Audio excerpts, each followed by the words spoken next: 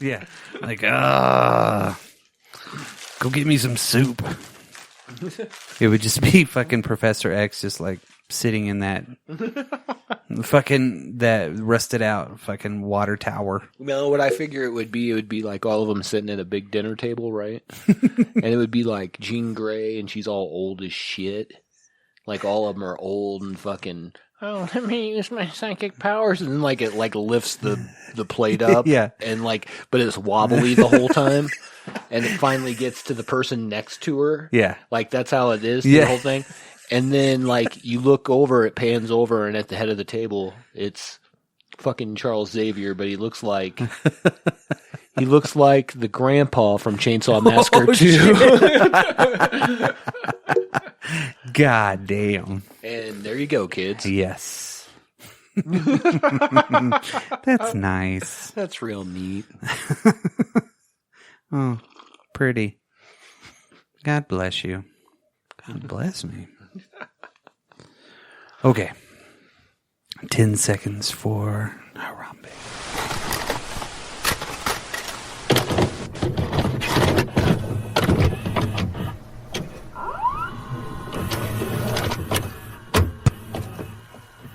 The time has now come to make everything ready for you and your family in case an air attack happens. When you hear the attack warning, you and your family must take cover at once. The most widespread danger is fallout. Quite good. Attack warning. Attack warning. Is it for real? Attack warning. It's for bloody real. Is it? You can't just do a face like that. Go get a titty sign or something. Come on, quick, get down.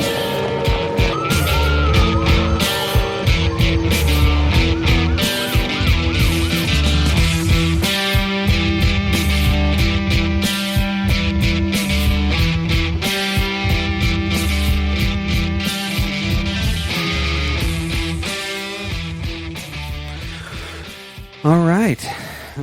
Welcome back to the Drop Culture Podcast, everybody. As you know, we're in the thick of it right now for Thankskilling. So our first episode was about the day after, starring our one of my personal heroes, Steve Gutenberg, all about the nuclear holocaust in a not necessarily small Kansas town. Yeah. But it was very real. And these movies really did. The movies that we're doing for Thankskilling are all really kind of movies that have been lost, because this is something that people don't really necessarily have to fear as much anymore. But there are nuclear weapons, and there's other stories that could be told about the nuclear fallout. But these are the ones that scared the shit out of everybody. So they could be considered horror movies. Not really. But not They're really. more like, hey, this is what would happen if this really happened. Yeah. You know, to some degree. I guess, yeah, I don't know. Some of it's scary because it's too real. I think that's the scariness of it, right? Yeah. I think that's what scared me as a little kid, you know. But again, you know, as we said in the first one, we kind of grew up at the very tail end of the Cold War. Yeah. You know, and it's not something people after us have ever really dealt with. No. You know, so. We've had very few nuclear scares since then, but this one was total nuclear annihilation type shit. So if this is your first time listening to the Drop Culture Podcast, we thank you very much. We have episodes on Monday, which is our quick cast, Thursday, which is our regular podcast, which we started with. And my name is Brock, and sitting next to me I have Dan.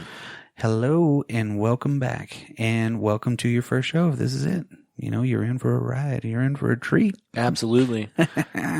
So if you did listen to the quick cast before, I hinted that this is just another example of, you know, British television taking a show that we made and making it their own. Yes. And they did a very good job. And even though they did that, they still remained neutral. Yes, they did. In the film. But I was, of course, being facetious, because normally it's us that take the British shows and make them, you know, our own. The Office. Yes. There's plenty of them out there that we've done that too. Faulty Towers. No, wait. There's a ton of them out there. But Dark Shadows. No. But today, the film that we are talking about came out pretty much in the same year, was made for A TV. year later. Yeah, it was 1984. So 1983 was a national broadcast of the movie day after. This movie, Threads. I didn't even know this movie fucking existed until last year. I didn't know this movie fucking existed until you told me. Cool. To be fair, I mean, of course I saw the day after because that was like American on TV. But no, I hadn't heard of this at all. Well, you know, They do go a different direction with it, which I thought was pretty cool. They have an extension. It's a really, really, really cool way that they positioned everything out. Like the day after, it got to a point where it was nothing but what was happening afterwards, you know? So you didn't really get a lot of the, cause it was so quick. I mean, nuclear Absolutely. war would be so quick. It'd be over in an hour. Well, and again, that movie was cut down so many times, you know, because originally, again, it was supposed to be 4 hours long. Correct. Threads, on the other hand, was a very real, depiction of what really does happen for generations almost. Yeah, and it was almost like a documentary Yes. style, you know, like a documentary drama, Yeah. docudrama. Docudrama. Yeah. Yeah. But Is it did that have a the lot word? of, like, really, like, the characters were cool, right? I mean, you could believe in them because they were your brother, your sister, everything like that, your parents. But also at the same time, the generational things that they did with it too. Right. Which was really cool. You know, I mean, they kind of kept it going to see what would happen even after everything was gone. Right. What's left? Well, yeah, they go really far with it, and we'll get into that when we get into this. But Yeah. definitely a much longer extension into that future Yeah. than we got with the day after. Yeah, the day after was kind of like, it was 2 weeks. And Yeah, they're like, oh, there it was goes 2 my weeks home. after. Yeah.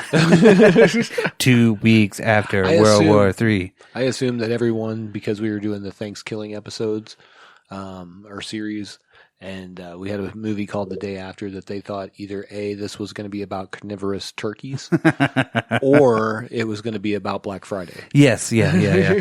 Nobody's made a visceral Black Friday movie. They need That's to. true. You know, It'd they be need like to The do Purge. Yeah, they need to do a docudrama about Black Friday. You know, it's all the people waking up early in the morning Like to get to work. 1989, 1990 Black Friday. Like maybe they could follow one man or one woman. We through- should do this. Yeah, we should through, make this. through Black Fridays. Oh. And then every year it just gets worse. The first year they're sitting around like, man, this is pretty busy. Right. Second year Got they're this like, TV for $50. yeah, well, and then the second year they're like, huh, it's pretty busy. Maybe we should have a sale. The year after that, they're like, hey, we did pretty good on the sale. And then pretty soon it's like, are you waiting in line for your voucher? You want that 32-inch fucking TV for $400 instead of $5,072? You can get it today. What? I think of Black Friday like Fire Fest. Do you remember what Fire Fest was? Yeah. So Black Friday is kind of the same way, because unless you're like the first 5 people in line, you ain't getting none of that shit. Yeah. There's You know what I there's mean? not even water. Yeah. You know, they're like, I was expecting donuts. Right. Fuck you, donuts. Shit, we didn't even get to eat breakfast. We had to be here so fucking early. I had at one time thought about, and this was, man, I don't even know, 13, 14 years ago. And then probably one of the 2 times that I did the Black Friday thing. Ooh. And I was standing outside a store, and you're like wrapped in a line around the side of the store. Yep. I got lucky enough to be like whatever, Number pretty 22. Yeah, something like that. But I thought, man, you know how much money you would make if you just had a coffee and donut truck. Oh my God. Come on. You know, I mean, you would get in trouble. Somebody, some dude would be like, I don't know, God damn man. it, why are you selling shit? You just get a permit from Yeah. the city, and then you would say, hey, I'm going to be out here, and people like it would be good for the stores. Roach because- coaches. Yeah, You know, that if you, kind of a deal. yeah, if you have just like a deal you open up and you just park, like, come on over here. Here's some scrambled eggs. Yeah, there you go. Scramby eggs for everybody. Yeah. It has died out in the last couple of years. 100%, so, dude. And I've always been that guy. It doesn't matter if it's Cyber Monday or not. I'm probably at this point getting most of people's presents online. yeah, oh yeah. And just everybody because that's does. what I have time to do. I don't have easier. time to go walking around Yeah. a bunch of stores and looking for something. Yeah. Yeah. But Black Friday is not what we're talking about. It is not. We're not even talking about that day after. Yes. So actually what we are discussing is Threads, okay? Yes, the 1984 BBC film. Yes, it was about the nuclear war. What I like about this one too is they do blame it on the US and fucking Russia. They really do go through it and they're like, they fucked us. Yeah. Fuck those dudes.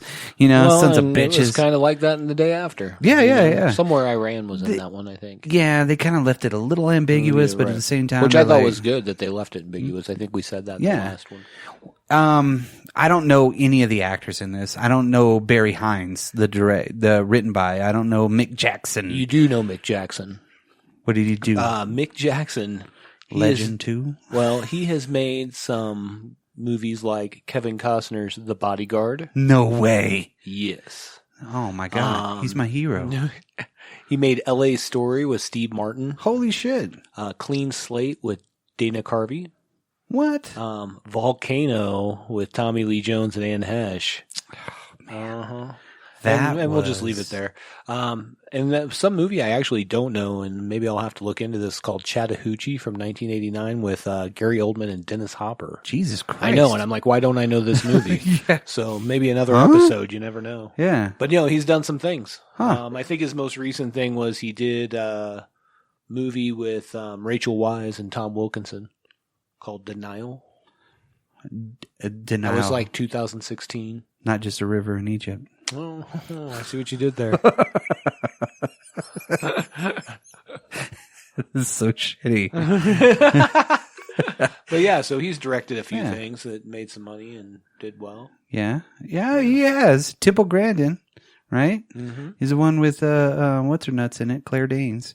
Yeah, so. Oh, what's her nuts? No, what's her nuts? Oh, Claire Danes. What's her nuts? You know what I'm talking about, shit.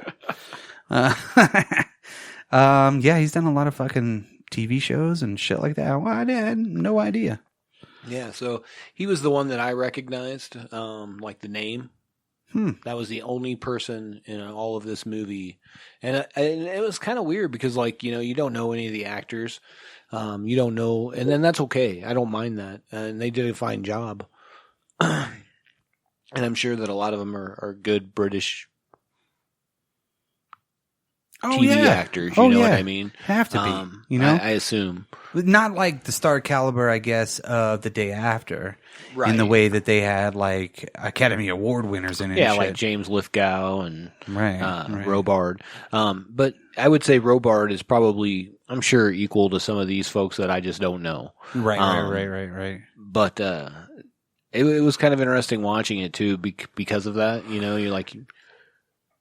And there's a couple of characters where I'm like, is that a character? All English people look alike. To all of our English friends across the pond, I know we all look alike too. I'm joking. Those British guys all look alike. I'm such a racist. Yeah, there are like 4 of them. Yeah, I really don't know a lot of the actors in it, of course. I mean, most of these people were TV actors from what I can understand. The effects weren't, you know, super great. Nothing was like super awesome, but it really did. You were really part of you were part of the story because you were there on the ground level with everybody. Right. And they did get into, you know, what The writer was a footballer. Oh, he was. Yeah. Huh? Yeah. So he played cricket, huh? No. Oh. No, that's a different one. Yeah, cricket is a good game. I know. I have sat through and watched it. I like it. You have It's a actually cricket pretty- paddle, don't you? Yeah, I got a cricket bat. Bat? Is that what they call them? Yeah. It's one of my Looks favorite like a possessions. paddle to me. Yeah, it's fucking beefy, man. I feel like if you're gonna like be on a excursion, you might want to take that with you. Fucking like it's A, an man. oar. You could smack a fucking bear in the head with it. The fucking thing is heavy, and they're like specially made out of willow wood, I think. Oh, really? I don't know they- anything about cricket. Yeah. Like I've watched a game on TV once, Yeah. and I'm like, yep, that's pretty cool. I've watched quite a few games, and then Yeah. here in the Springs, we actually do have a cricket league, I think, like a little small one where people go out and they play cricket at the park. Really? I actually sat there after we moved here, and it was pretty cool. Is it like a competitive league? Like, can I get a T-shirt of that? No. Yeah, Can we yeah. make some? Oh, my God. Let's go That get would a be- Drop Culture branded That would be cricket awesome. team. Yeah. That'd be fucking bitching. That would be the shit. Yeah. If I could learn how to play. No, you I'm know? not going to Yeah. play. I'm just going to like here's some T-shirts. Yeah. Eat. And here I brought you a pizza. Yeah. Yeah, these guys were, I mean, cricket is one of those games. It's kind of, you really have to be paying attention. And then when the action starts, the action goes. And it's more like baseball. Yeah. Very much like baseball, yes. But besides the cricket bat in this movie,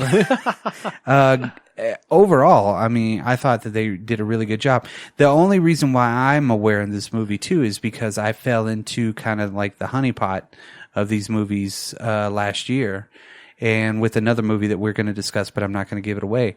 And it just kind of, when people were talking about the movies that scared the shit out of them, this was one of them. You know, like this was the real scare. Right. It wasn't like some dude in a fucking Invisible Man costume being like, boo. Yeah, for sure. Again, you know, like with The Day After, and I'm sure this was the same way for Britain. And I think, because I think it was released in Britain and in Australia. Yeah. So I'm sure for them, this was their day after. You know Yeah. what I mean? So to have that impact. Oh, you know? Yeah, big time, you know, to be able to see that. So, I mean, I guess we can get into the movie because we don't really know a lot of the actors or the main people in the movie. Yeah. I just recognized the director. That was all. Oh, cool. That was it. That's all I got. Basically, it was shot on a pretty small budget, 400,000. You know, £400,000. And it even got nominated for 7 BAFTA awards in '85, one for Best Single Drama, Best Design, Best Film Cameraman, Best Film Editor. I mean, this movie was pretty lauded for. Maybe that's the wrong word for it. No, I think you're right on. For what they did with it, because they really do put you inside this. It starts off really with Chuck Berry, which is fucking so cool. It starts off and ends. Yes, which is fucking awesome. Absolutely. And there's even a middle point where they have Chuck Berry going too. That's and you're like, correct. holy shit, that's fucking awesome. You know, so you kind of get this. You don't really get the sense of the doom or anything like that coming, but you do. They do kind of show out the jets flying out. You know, the RAF kind of hitting their shit. So then they really kind of, because it's in the city of Sheffield. Yes. So it's outside of Gary London. Sheffield. Right? Sheffield is outside of London, right? I'm not sure. Sure. I don't know. Get at us, British listeners, and let us know. I did not pull up a map. But when you said Sheffield, I thought of Gary Sheffield, the baseball player. Oh, yeah. South Yorkshire, England. Oh, okay. Part of the West Riding of Yorkshire. And it derives from the River Sheaf, which runs through it. Oh, perfect. So it's the third largest English district by population. So that's a lot of people. Yeah. Millions of people. Yes, lots of folks. Yes. So you get to meet the two people that you kind of follow the most, right? The Jimmy and Ruth. Yeah, no. Yeah, right. Jimmy knocks her on up. Jimmy's like fucking, he's pushing hard for that. He's trying to get that ass. The whole fucking like 2 seconds he's in the car. Right. He's like, all right, baby, let's do it. And she's like, no. And Got he's like, Chuck Berry on the radio. yeah. Come on. Yeah. And then he's like, hold on. He leaves the car and grabs some flowers and he's like, guess what? She's like, whoosh. Immediate. You know what I mean? I think she got pregnant from the flowers. That could be. You know, That she could was be. like, oh my God, your pheromones. So yeah, then they start alluding to what's going on out there with the certain news programs and things like that. They don't really kind of get into it too much, but you get to see it happening. So you get to see, just like on The Day After, Right. They're really kind of telegraphing what you're going to do. You know, what's going to happen to everything, but nobody believes it. But the one thing that's weird about this, because you have those title screens for the day, and then as we progress, they start having more information. Yes. You know? Yeah. So I thought that was interesting, the way they did that, you know? Well, yeah. Well, they talk about, food reserves. I should say one more time. Yeah. Food reserves, what's going to happen. And it's really cool that the city council is the ones that go underground. So they can kind of take over after, if something were to happen. And they're like, nah, nothing's going to happen. I like when we meet Jimmy's parents. because they're like, he's like, yeah, I intend to marry her. And they're like, you don't have to. Yeah. What? Damn. Yeah. Oh. Damn. Yeah. All right, then. British parents be like that in the 80s. Yeah. Yeah. They're kind of like, nope. Yeah, you don't have to do this. Have you thought of an abortion? Little kids like, but they talk about yeah, that. Yeah. what's an abortion? They were more open with it over there. Yeah, you know? absolutely. And he's even like, yeah, we've talked about it. It's not what we want to do. Right. You know? Yeah. It's like, I'm gonna marry her and we're gonna get a place and everything like that. So everything, I guess, happens over a couple of weeks, you know? Yeah. Which is really, that's the main part of it. I guess it's like a week or something like that. So, Like when we're building the characters, you mean? correct. Yes. Yeah. So they basically, you know, they're Sheffield County's getting ready. Those people are like, nah, nothing's really going to happen. Panic starts to set in with everybody too, like at the stores, like it would naturally do. Right. You know, even at that time where you're also going to have price gougers, you're going to have all this other shit. And everything's starting to disappear, but most people are trying to leave and shit, but then they're like, you can't leave. You got to go this way. You know, you can't do this shit. Right. But what I find really fucking, crazy is how they tell you how they're going to attack. Yeah. You know, how the enemy is going to attack to make sure that they take out, you know, their food supplies. They're going to take out their energy. They're going to take out their communications. They're going to go through all that shit, you know, and Sheffield is one of the places, or it's near Sheffield where basically they have the one bomb go off to take out most of that shit. And then they have more bombs. Right. So the first bomb drops and. Well, even before we get the bomb in Sheffield, because they have the bombing in Iran, right? Yeah, right. They say that there was a bomb that went off and they weren't sure. But that's when we see, like, there's that scene where they're, like, protesting. Yeah. You know, and then the cops come out and are like, fuck you can't do that, you know? Yeah, and yeah. Like, that's where we start seeing the more militant police style. Yeah. And that has to happen. There has to be some sort of control in those kind of deals. And they're like, we don't want to let these assholes do it. You know what I mean? And, of course, you know, Jimmy, whatnot, he basically gets his last piece of fucking strange before, you know, the shit goes down. He's like fucking in the bar and his friend's like, guess what? Mm-hmm. You only live once. And he's like, okay. You know, and then he's getting it on in the car, right? You know, his little Opel GT or whatnot, whatever that car is. And, they're basically, that's when everything starts to kind of happen, you know, and then the next day it's like, holy shit, you know, shit's going over, everybody's freaking out, and then the air raid sirens come on. Right. That's a pretty fucking kind of weird deal because it's already, everything's barren, you know, so you got the people down in the basement that are kind of trying to control things, and they're like, hey, you know, nothing's really going to happen, we're watching this, and then all of a sudden, boom. Yeah. The first one fucking goes off, you know, and it's like, what is it? 100 megaton or some shit like that. I don't remember. I mean, it's fucking crazy. Yeah. You know, and for some reason, like 300 megatons sticks out in my mind, but I don't know. Yeah. 300 megatons is like what they drop on and around, England, I think. Yeah, I think so. That's what lands over there. Yeah. You know, God knows what happened in the U.S. Right. Because they say eventually it was like 1,000 megatons or something like something fucking crazy ass number. Big number. Yeah. And so you basically you get to see the little kids freaking out, right? Her brother, right. And the daughter had to go to school because they were like, fuck that. Nuclear war might break out, but you still got to go to school. Yeah, because you can't get out of that good shit. Parenting. Yeah. That's fucking crazy. Right. It's like, it's not a snow day. Stay at home. Shit. You know what I mean? And, so, you know, he's on the roof because he's tending the bird coop, you know, the aviary. Yes. Because, you know, Ruth and Jimmy have already moved out. He's already talked about starting an aviary because they're in this old apartment. She's starting to freak out too. Like right before it happens, she's like scraping the wallpaper off and it's just, you could tell the tension is rising, but she's gonna give birth to a baby at some point. Right. So, I mean, it's like, damn, this is like, and his father is even like, you don't want to have a baby in this fucking economy. Right. Shit. Little did they know. Right.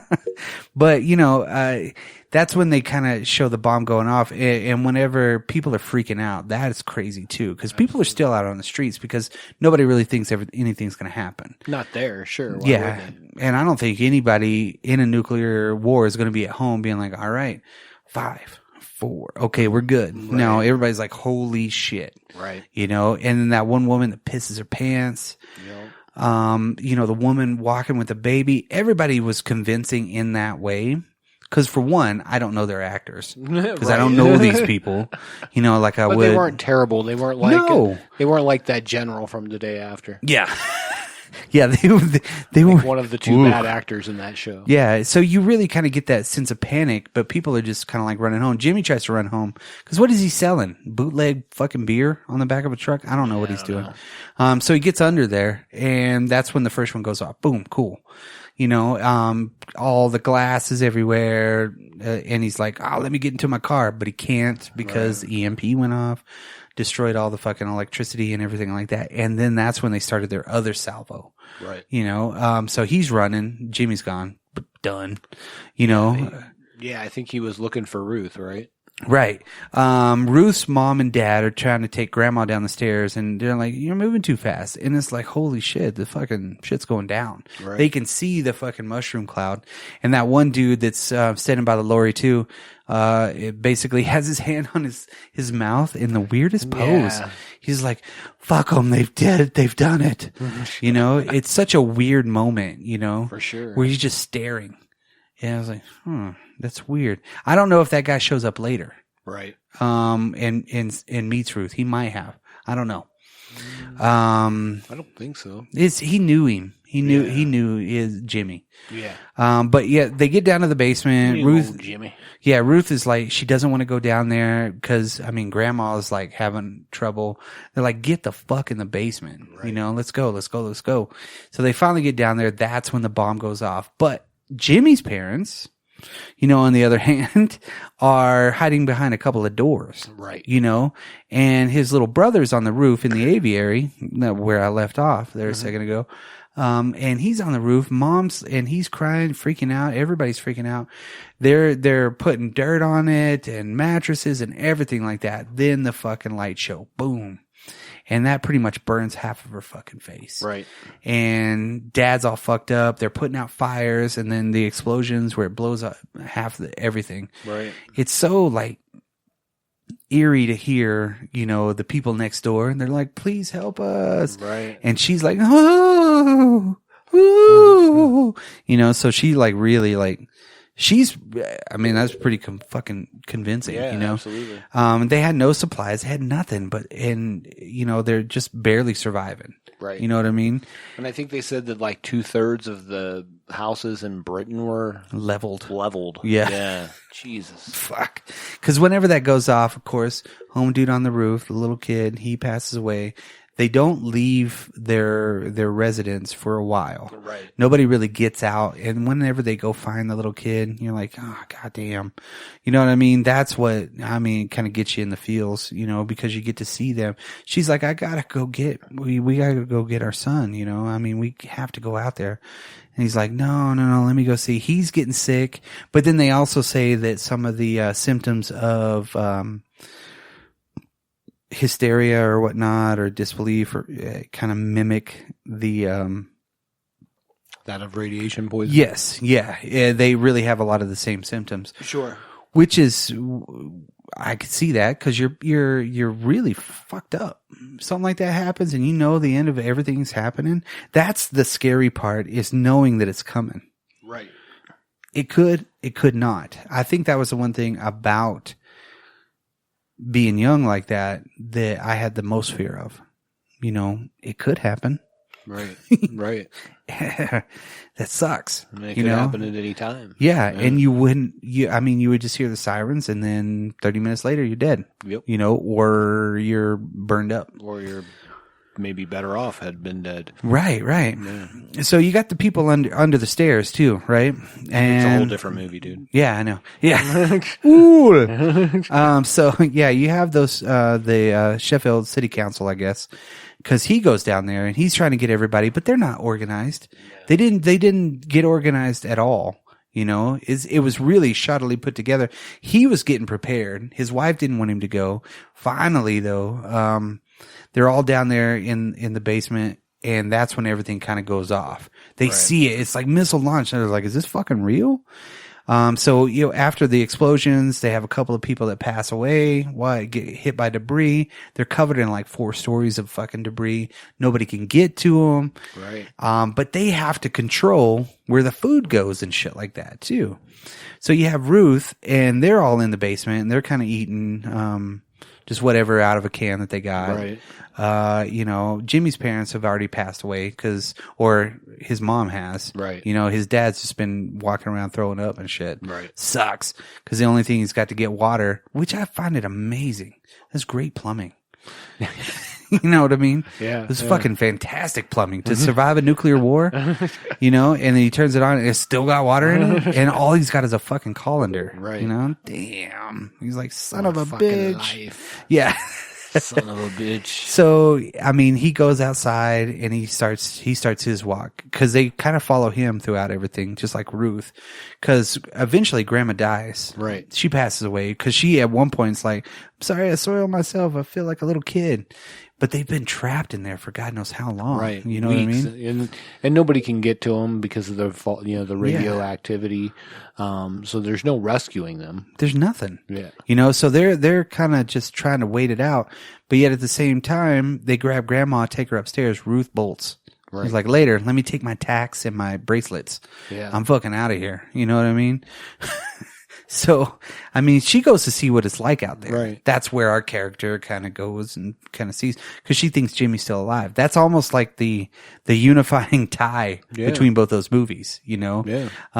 It was either they were married or they were getting married, you know, and one of them is still looking for the other one. So it was kind of a nice tie for it. And then she gets to see a lot of fucking crazy shit. She doesn't start to get seeing people get shot yet, you know. No, but she sees that lady with the burnt baby. Yeah, that was heartbreaking, of course. Yeah, she's staring, and the dude with the Star Wars figures. Yeah. I even memorized the figures that he had. Nice. Right, he had Bib Fortuna. Nice. He had fucking Lendell Calrissian in disguise. He had From Darth Return of the Jedi. Yes, Nice. he had Darth Vader, Han Solo, Hoth, and C-3PO. Nice. Nice. I made sure. I was like, yeah. Pause. Yeah, because you could just, I mean, the sheer loss. Because there's at least 2 to 4 million people died within the first salvo or whatnot. And then it starts to really kind of dwindle. And everybody starts to passing away. They kind of go into a little bit of the hospital stuff, not as much as the day after, where they're showing people still getting glass pulled out of them. Yeah. Everything's freaking out. And she eventually makes her way there, right? Yeah, she gets to the hospital. Yeah, but she's still afraid that the baby, because there's always that chance that the baby's going to come out something wrong with it. Right, sure. So she. Well, and they even put those stats up on one of the title. Yeah, about the chances of mutation and things like that. Right. Cancer, I think, was the other one. Cancer, cataracts, all kinds of stuff like that, because they're out there. So there's the bodies start to pile up, and then the looting starts. You know, they do end up right before Ruth goes back home. You know, they go in, they show the dudes walking out of the basement, and they're like, God, the smell. Sure. So they must have passed away a long time ago, right? So this must have been months or something like that afterwards. A couple of weeks would probably get some ripening going on. Yeah, and Grandma's still there. Right. So they show that passage of time with Grandma. First they show the dog, then they show the rats. You know, it's kind of a strange way to show the passage of time. I think a month happens before the soldiers come. Yeah. You know, like. And those dudes are leaving, and the soldiers are like, what are you doing? They're like, oh, shit. Right. The one dude runs, they shoot him. It's because there's really no reason to follow any law, right. You know, at all. even if you're looking You for don't food. want one of those radioactive carriers getting out of there. Right. Them little mutant fucks. Yeah. Right. So, I mean, they literally like show, I don't know, the cops kind of taking shit under their own volition, you know, shooting people for doing whatever, but they're stealing the food too. Yeah. You know, even though they had food, they still grabbed their food and put it in the cans and started like walking away. Yeah, at one point they're like going through the pockets and getting candy and shit. Yeah, taking shit. So she, you know, Ruth yeah, is, of course. because she's got that paper bag Yeah. that's just full of shit. But then they talk about how, you know, they have to plant crops this year, but yet that's the most important thing to do right there. There's no herbicides or Nothing. any of, you know, pesticides, anything like that. So everything's not in the best spot for them to grow. Fuel or petrol. Petrol is running out, so they can't really put it into the tractors. I think they even say that this will be the last time that they're able to use those tractors. ever see anything like that. Right. Yeah, because Because after that they won't have any fuel or they can't even allot fuel for bulldozers to get rid of the dead bodies. right. You know, so they're everywhere, right? But yet people are traveling across, you know, cold England, you know, Yeah. walking. Well, they're in the nuclear winter at this point. Yeah, you know? and they're like throwing up, and the dude's like fucking like tongue falls out or some shit like Yeah. that. Weird. And you know, everybody's kind of trying to work together, and they do end get up out of the city. Yeah. right. They do end up because they're leaving the city to go to the countryside. Right. And that's whenever they're in that big kind of like not necessarily convoy, but more of a group. Yeah, it's just a mass of folks leaving. Yeah, she stops and she's like drinking water out of a puddle, like a Texas Ranger. Yep. You know, a hoof print. That's right. And yeah, so I mean, times are hard, really are. She does have the baby. Baby comes out cool. You know, not perfect, but the baby comes out better than she expected, is from what I think. Absolutely. What I think. And I mean, they find that sheep, and she finds that friend. You know, and they cut open the sheep, and they're eating the meat raw. Yeah. Which I'm like, damn, somebody had a match somewhere, you know, something. Something. I you mean, would think. yeah, you would think they Find a would want to cook convenience it. store. Yeah, even home, even home dude, dad, Jimmy's dad, is sitting there next to some other guy, and they're eating. I don't know what they're eating. It's like soup and bread, you know, Right. ravenous at this point because they're just trying to get anything into their bodies because radiation is just fucking eating everybody alive. Right. Like it would, you know, if you were ever exposed, you're just going to go down. Nothing like Chernobyl or anything like that for those first responders at Chernobyl. But yeah, it was pretty fucking eating you from the inside, cancer shit. So, and yeah, that one guy next to him was like, I always used to enjoy a fag after a meal. Yeah. And he's like, hold on. Boom. Gives you like a fucking pack of smokes. You're like, Yep. damn. So it was kind of one of those day after moments too, you know, where you kind of feel it.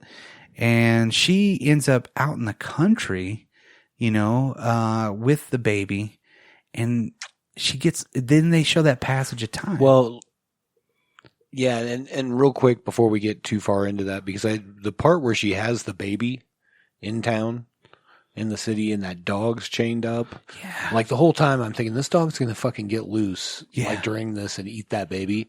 You know what I mean? Yeah, and that's Chuck but it Berry didn't, part 2. obviously. Yeah, exactly. That's the second Chuck Berry thing. So 'Cause she just has the baby, yeah, and then like looks at it, it's normal, and then just passes out. yeah, You know, yeah. And then she's kind of and then we of course pick her up back where we're at, Right. going through the whole challenge. But I just thought that was a really crazy scene. That dog's just barking the whole time, giant German Shepherd on a big ass chain. yeah, and then the cops are like shooting people for nothing. Well, and that's when I think the government at that time had said basically execute any criminals, and well, Yeah, what's a criminal? exactly. You know, so yeah, people are taking everything into their own hands. If you have weapons, you're going to be king. Food runs out, so people are rioting again. You know, they're like, it's fucking crazy. Then they show that passage of time. It's like 13 years later. Boom. Right. So that's whenever her daughter, which at first you think, okay, she had a little boy. No, it's a little girl. Right. Which very asexual, ambiguous, I guess. She's not educated because they don't have the same education Right. that everybody has. She's basically just living off of nothing, but she's really good, at like finding food. Yeah. So that's when the droogs come in, the three droogs, the boys. The two boys. Yeah. Was it two or was it I think three? it was two. And I she think like, there were three maybe, but the two were the ones. she's like fighting them with the stick and shit Yeah, like it was that because two. they're like, oh, you got a rabbit, let's eat. So they're about the same age, probably, Yeah, because we're talking about after Ruth passes. Yes, because Yeah. she does pass, because she still has her brush. Right. That was one of the things from the past that she kept. And her daughter comes in and is like, it's time to work. Yeah. Work. And she's like, And she's all gray haired and gray eyed at that point. yeah, cataracts have taken over. So she survived a pretty long time. A lot of people did survive after this. Yeah, I mean, well, that kid was 13, I think they said, or something must like have that. been. Yeah. If it was 13 years, yeah. Yeah. So then she's left to fend for herself. That's when She did age pretty quickly. Yeah. Then she hooks up with those the droogs, and then they start becoming thieves and doing all kinds of shit. Pretty soon it's down to one guy and her. And they steal some bread or some shit like that, right? Yeah, and she turns around and eats it, some of it, and then he's like, give it to me, and then the next thing you know, Yeah. you kind of hear her.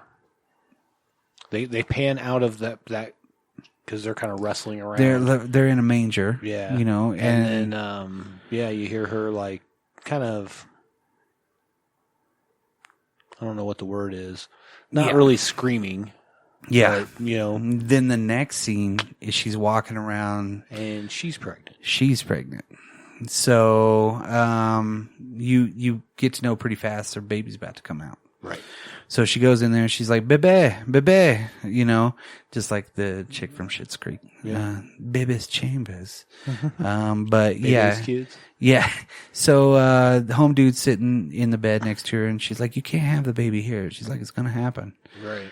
And then, of course, they really do. Before this, they talk about how everything's gone down to medieval levels, as far as like population. Right. So there's nobody there.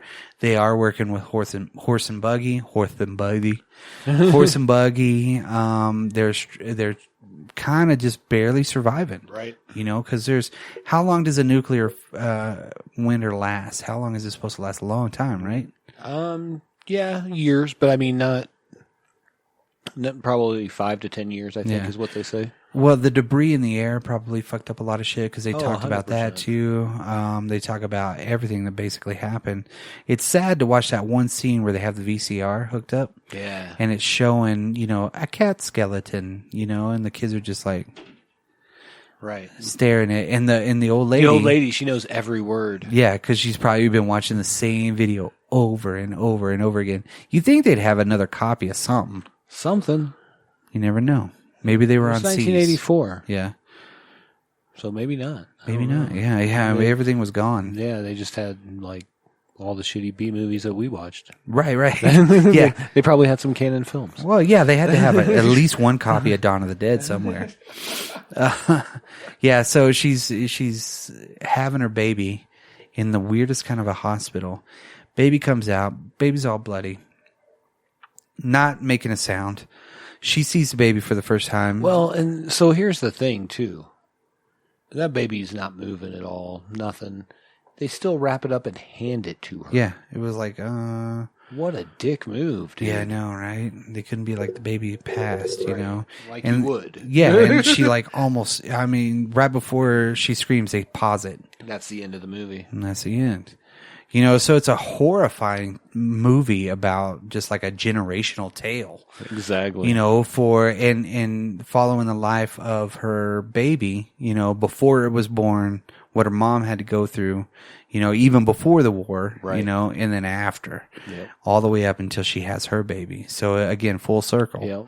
And Chuck Berry's there the whole time. But that's where it stops because that baby did not make it. Yep. No. And fucking crazy movie. Overall, whenever I saw this one for the first time, I was like, God damn. Yeah. I still, every time I watch it, it's so documentary style that whenever they're going through all the things that happen, they're putting up all the stats and everything like that, showing what's happening, why they're attacking this, what they're doing. But they really did kind of sum it up at the very beginning too by saying everything is connected by threads. Everything works together. Absolutely. And that's why they call it threads. What? What is the title part of it? In an urban society, everything connects. Each person's needs are fed by the skills of many others. Our lives are woven together in a fabric. But the connections that make society strong also make it vulnerable. So it makes sense. Yeah. So it makes fucking perfect sense. This being the second one to come out, to really give you that visceral experience of living through a nuclear war, surviving a nuclear war, even for somebody that was actually neutral, pretty much in the middle. Sure. Yeah, I think the thing that I liked about, and I liked both these movies so far. Yeah. The Day After was a straight up drama, based on this. This was more of a documentary style, but still, well, I guess docudrama, whatever they call that. And I liked that portion of it, and I liked the fact that they went for years afterwards. Yes. To see what that looked like. Yeah, they didn't just stop it at one point. Right. Steve Gutenberg loses his hair and he's like, let's go. Well, I mean, that was called The Day After, not fucking 13 years after. Yeah. But I think that was the idea of this was to see where society would go, the whole threads scenario, So I did like this. How many ICBMs would you give this, sir? Oh, my God. Out of 10? Out of 10? That's what we did the last time. At least a 9. At least a 9. When it comes to these kind of movies, this one scared the shit out of me. It's so fucking real.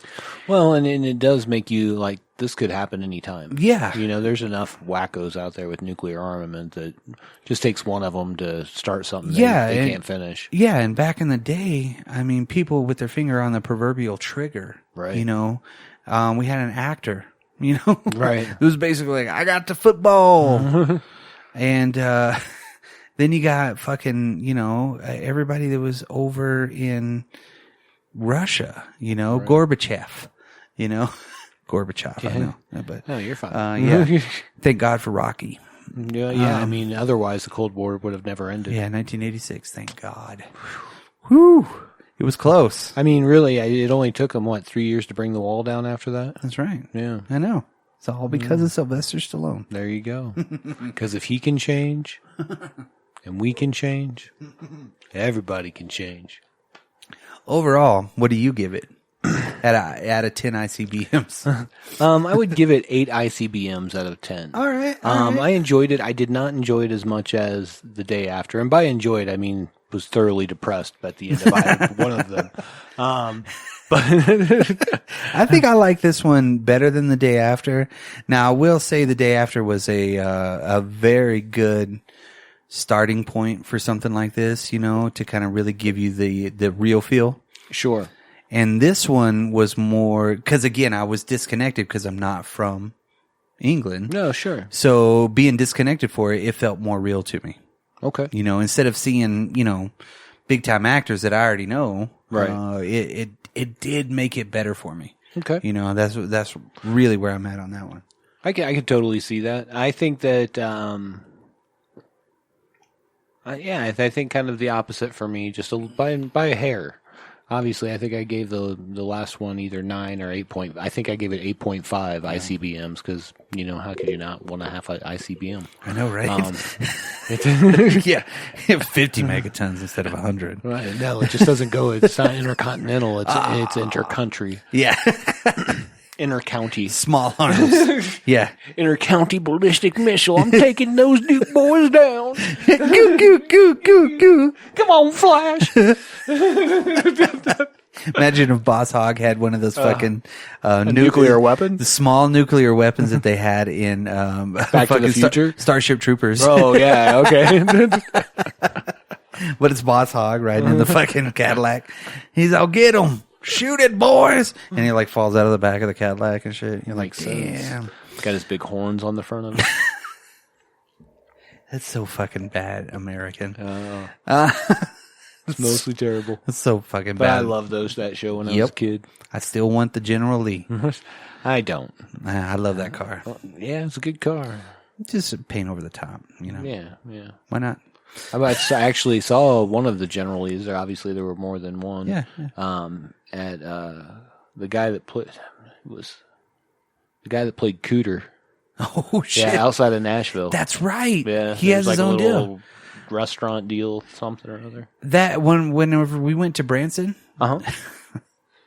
Branson, which is like the Las Vegas of country folk. Yes, but we were driving through Branson because I was going to see my, grandson being born, right? Or I was going to be there. Right. So we were driving through town, and they do have one, right? Mm-hmm. So we're driving, and I'm like, holy shit. And everybody in the car, like, what? What do you, I'm like, did you not see that? I saw it like a fucking mile back. Right. It was a real General Lee. Yep. You can go sit in and everything. Yep. Welded doors, the whole nine. I wonder what the Duke boys would do after a nuclear war. I feel like they might be all right.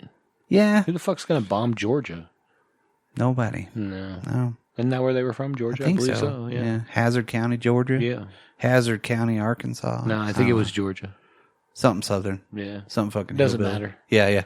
Yeah. They had a lot of country Why roads. are they going to bomb Georgia? I don't know. Atlanta, I guess. But maybe to get rid of the Duke boys. Jesus Christ. Man, Boss Hogg pulled some. He's like, hey, Putin. Oh, wait, no. Gorbachev. He's got some strings he's pulling. Come here, Gorbachev. I think we just made a great movie right there. The new Nukes of Hazard. Nukes of Hazard. Oh. And that will be part 3 of the Thankskilling series. But no, overall, these movies were really good, both of them. Yeah. But again, like I told you, my daughter's like, well, what movie are you watching? I'm like, you don't want to watch this. I mean, if you're ready for it, okay. But pretty heavy stuff. Yes. I mean, it is really, really heavy to see most of the, I don't know, just the actual breakdown. Because society's going to break down in any of this stuff. It's just going to happen. It depends on where you're at is how much it's going to break down. Yeah, I think this is like the beginning of Fallout. Like the games. Oh, yeah. You know what I mean? No, totally can see that. Sort of the whole idea. But yeah, so you get to see them because, like, eventually, like, even in this movie, they have like electricity again. They have steam power and shit. Yeah. It seems real. And in the day after, they didn't have shit. Well, yeah, but we only had a day after. Yeah, it was only 24 hours, and Steve Gutenberg's already grown a beard. Had one day, and this had 13 years. 13 years after World War III. So I think she was 13 when she got pregnant. Yeah. The daughter. Yeah. So I think it's like 10 when her mom dies. Like there's years that pass in that. Yeah, I think so, yeah. Because she's pretty young before that. Right. So she's on her own for a while. Yeah. Could you imagine being on your own at 10? Trying to survive that? God. You get good with a slingshot. Yeah. Not very good with a stick, man. Because when she was swinging, I was like, who are you going to hurt with that, dude? They're like, they could have just stopped and waited it out. It was like, are you done? Right. Okay. And if you hit me, it's not going to hurt that bad. Ouch. They didn't have a cricket bat. True. See, that was the problem. If she would have, it would have been easily swung. Right. And it was like, pow. But yeah, no. It's always, this movie now has been kind of hailed as a very, very good movie, compared to a lot of movies that came out at this time that were absolute shit, but because of the severity and the realness of the movie. So, right. I mean, that's why I really enjoyed it. I like these kind of movies because they do put you in there. It's not like Mad Max, because I love Mad Max and I love fucking, the Road Warrior. Because when you think of a post-apocalyptic war, what do you think of? Road Warrior. Sure. Fucking shit like that, right? And you're like, oh, they still got cars. No. I think of fucking the cities going under, and people fucked up. Right. You know what I mean? So, yeah. I it's one of those movies I'm glad that I know about. And now you know about it too. A little bit of drop culture for you. Yeah, it's a little bit of that dropped culture. So, but with that, I think we're done with this movie. Yes, we should wrap it up. And wait for part 3. Oh, part 3 is going to be coming out around Thanksgiving, isn't it? I don't know. But it's definitely going to be coming out next week. Whenever this airs. Hey, we really enjoyed you guys sitting in with us on this podcast. Listening in your car, listening on your watch. Don't take for granted your electronics. Because guess what? An EMP could go off and we could lose it all. Yeah. No more snack machines, bitches. Or build a Faraday cage around your house. Could. You could. But the electricity still has to get here, so you better have a plan. Right. Solar panels. Yep. Yeah, you could build a Faraday cage out of parts you got off of Wish. Boom. Get at me, Wish. Sponsorship. But we appreciate you guys listening and sticking around. If you have any questions or comments or emotional outbursts. Yeah, something. Tell us what we're doing wrong. And all of our friends over in England, hey, guys, tell us what we're doing wrong, what we're saying wrong. Well, not even that. Just let us know what you guys thought about this movie. Especially if you experienced when it came out. Correct. We'd love to hear that. Yeah, that would be awesome to really be able to speak with somebody that knows about that stuff. Absolutely. How they felt about it and how they still feel about it now. Maybe even anybody in our age group, Gen Xers. Yeah. So, this is your first time. We're the Drop Culture Podcast. If this is your second time, cool. Hey, we're still the Drop Culture Podcast. Yeah, we're still the Drop Culture Podcast. But yeah, hit us up on the www.dropculture.com. You can kind of catch up with us there. You can message us directly, or you can send us an email at dropculturepodcast@gmail.com or Yahoo or Outlook or any of them, but Gmail. That's probably the best MSN. one. Things like that. MSNBC. I still got a web crawler. But you can also hit us up on the socials. Yeah. No, yeah. Most of the time, Facebook. Yeah, Facebook, Instagram. You can check out all the twats that we throw out on Twitter. Yeah, I know. Tweets. Yeah. That's, I guess, actually the right term. Yeah. We'll call our tweets twats. Yes. And they'll stand for Tactical Women's Assault Team. Tactical Women's Assault Team. Second joke of the day for that single one right there. You go. I love Cheech and Chong. So, hit us up. And thank you very much for listening. Peace.